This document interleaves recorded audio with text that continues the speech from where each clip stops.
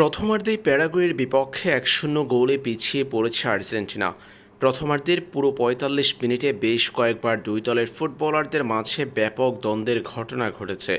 কখনো ভিনিসিয়াস জুনিয়রের সঙ্গে, কখনো বা লুকাস পাকুয়েতার সঙ্গে।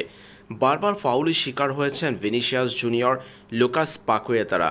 এই সমস্ত ঘটনাকে কেন্দ্র করে দুই দলের ফুটবলারদের মাঝে বেশ কয়েকবার দ্বন্দ্বের সৃষ্টি হয়েছে, যে দ্বন্দ্ব মীমাংসা হয়েছে রেফারির হস্তক্ষেপে। খুবই ঠান্ডা মাথায় ব্রাজিল প্যারাগুয়ের মধ্যকার ম্যাচের প্রথমার্ধে ঘটে যাওয়া বিভিন্ন ঘটনার মীমাংসা করেছেন এই রেফারি। মাঠে বারবার দুই দলের ফুটবলারদের ফাউলের ঘটনাকে কেন্দ্র করে এমন দ্বন্দ্বের সৃষ্টি হয়েছে।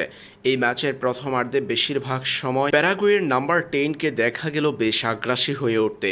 রেফারির সঙ্গে বহুবার দ্বন্দ্ব হতে দেখা গেছে প্যারাগুয়ের নাম্বার 10কে। ম্যাচে বেশ কয়েকবার ফাউলের শিকার হয়েছেন লুকাস পাকুয়েতা, যে বিষয়টি মানতে চাচ্ছে না প্যারাগুয়ের ফুটবলাররা। ফাউল করে উল্টো ব্রাজিলিয়ান ফুটবলারদের উপর আগ্রাসন দেখানোর চেষ্টা ছিল তাদের, যেখানে হস্তক্ষেপ করেছেন রেফারি। এই সমস্ত ঘটনাকে কেন্দ্র করে অনেকবারই বন্ধ হয়েছিল ম্যাচ। পরে প্রথমার্ধের ইনজুরি টাইম 4 মিনিট দিয়েছেন রেফারি।